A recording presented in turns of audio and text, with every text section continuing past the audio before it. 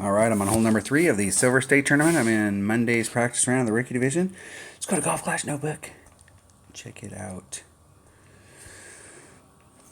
All right, if you have lower developed stuff, okay, so earlier today in my low level account, I was able to, with a 3-power ball, get into this fairway. But I will tell you, I barely made it into that fairway. And it gave me the shot I was looking for, and I didn't capitalize on it. I hit it great, and I missed the long iron shot coming in here. But this is a long iron shot. Anywhere you're at out here, unless you're way down in this hole, everything out here that you're hitting is a wood shot. And when you're coming in from this direction, if you look at the course coming up here, you can see these little shadows in here, and it's very irregular. And it's not that you can't make it or that nobody's ever made it, but it's not an easy albie. And this area here is here, and the green is here, and this area is on par with the green. So there's an elevation change from here to the green, and there isn't really an elevation change from here. So if you're out in this area, I would start off and just do a normal wind adjustment and see where you end up. And this is why it's important to record your own gameplay, so you can go back and watch that and go, okay, hey, I hit it perfect and I went into the hole, and go back and watch what you did. If you didn't go in the hole, go back and see like what real critical of yourself, and go, what did I do as far as wind adjustment? Like, did I make the proper wind adjustment? Am I in my mid club, max club? Where am I at? Like, what happened there? And be very critical. But I'm interested in this spot right here. But with my lower level account, the problem is that if I get caught up in the rough here, because you have to do a rough bump, here's a long iron. That's, if you've got, let's say 125, 129, and I was in mid club. So here's about min, and up here was about max. So here, if it's 125 at max, it's probably what, 105, maybe 110 at min. Okay, so my long iron, my rough iron, if you've got lower developed stuff, may not hit 105. So here's the 105 when you're there. So that means if you're in this rough back here, the 105 somewhere back here. So you're going to have a hard time getting on. So while I made it, the risk versus reward is that, hey, I made it. So I've got the reward of taking that shot. But the risk is that if I don't get there, I can't recover. And that's kind of unacceptable. Sometimes you take the risk versus reward. The risk is that, hey, you're going to end up in the sand. But if you make it, you made it. But if you end up in the sand, you can get on, and it's not a big deal. So if you got lower developed stuff, I'm not sure that this is, as much as I love this shot out here, I think on this hole, getting out here, giving yourself a shot for the eagle, a look at Albie, it may be a better idea. It is difficult when you come out here if I've got like a very low level quarterback, and if you're short over here on this side, these trees are in play. So, if you can't get there and your red line's here, you can bring it out into this area so you can catch some fairway, but now those trees are in the way. And if you have a club that doesn't have a lot of curl and you can catch it right there, and you go, hey, I'm going to put some curl on to bring it to the hole, well, guess what? You're going to hit those trees. So the goal here is that either you want to, if you're out here, you want to bring a big dog and just get up there and get your eagle and go home, or you're going to try and get past those trees so that you have more room for maneuver. You can do whatever you want if you're past the trees. Or you're going to go for this, and I'm going for this. So if you have an upper developed extra mile, I've got a level 6 in my low level account, and an extra upper developed one has more topspin.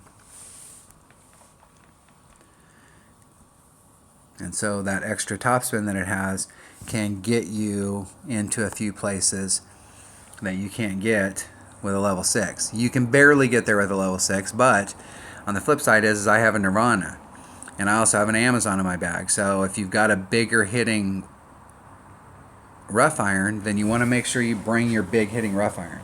So let's say you don't like playing with a Nirvana, you like playing with a Razor. And if the Razor's not, when a Razor gets to level 8, it gets the same distance at 129. But if you've got an Amazon and it's got, the 130, 135, then you want to bring whatever your biggest hitting wood is if you're going to try this shot down to the bottom. Now, let me make sure. I'm going to take a backbone. Backbone is more accurate. My backbone hits 121821, so I've got my numbers written down for it.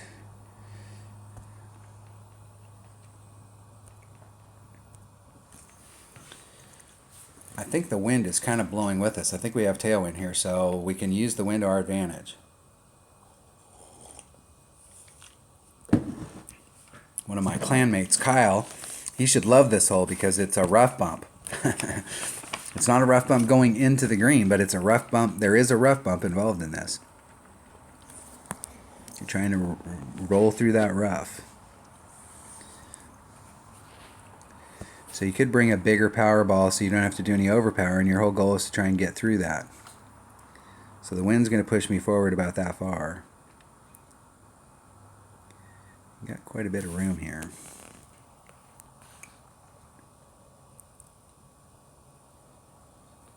Hitting it perfect.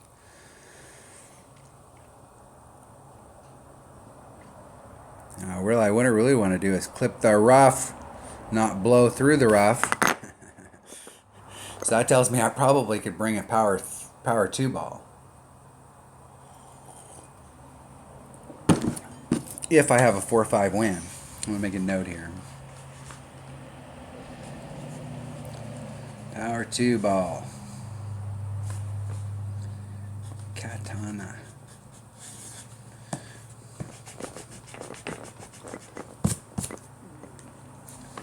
With 4 wind. See, this is why we have practice days. We can go out and learn stuff like that. It looked like if I got a hold of the whole thing and I was right in the spot that a power 2 ball or power 3 ball might be too much, and I was right. The good news is I still have an Albie shot.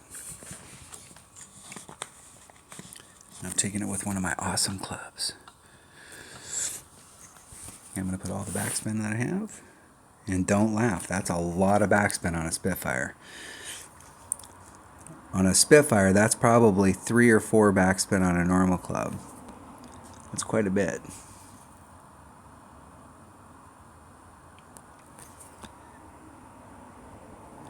Okay, 3-9. Yeah, let's see where I'm at on my club. I'm about mid club, so that's about a ring.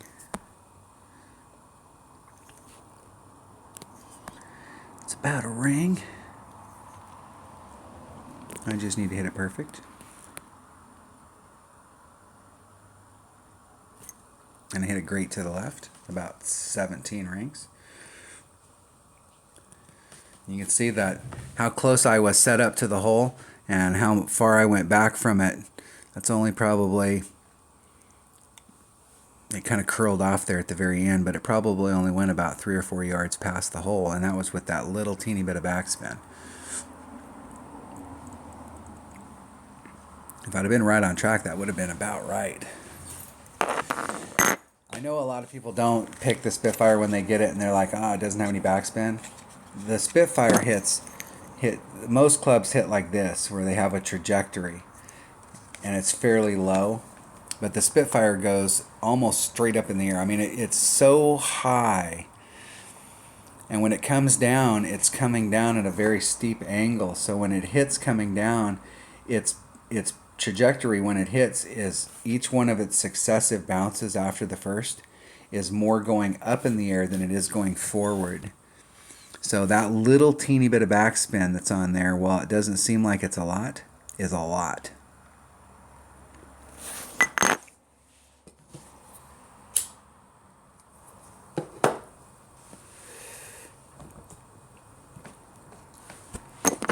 I'll let my opponent get in the hole. Get their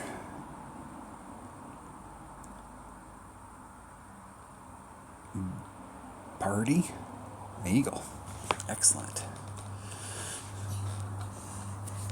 Excellent. We're practicing today, so every shot we can drop is a good one. All right, that was hole number 3. And so I really like that side over there, but I'm gonna have to watch the. I'm gonna have to play it with a power 2 ball, because sometimes when you drop down in a ball like that, It may be a factor of not necessarily playing with a power 2 ball, but just not adding on all the topspin. So I may stick with a power 3 ball. I'll go back and watch the video on that, and I may stick with a power 3 ball, but just not add on all the topspin. I may only add on like 4 topspin instead of all of it. I want to see how far I really dribbled off of it, because it looks like I probably didn't dribble off of it too bad. So if I took off 2 or 3 topspin and took that same shot, that'd still be enough topspin to blow me through the rough if I ended up clipping the rough. But if I do land on the other side, that may help it so that it doesn't roll off like that. All right, that was hole number 3 of the Silver State Tournament and Monday's practice round of the Rookie Division. Thanks for watching.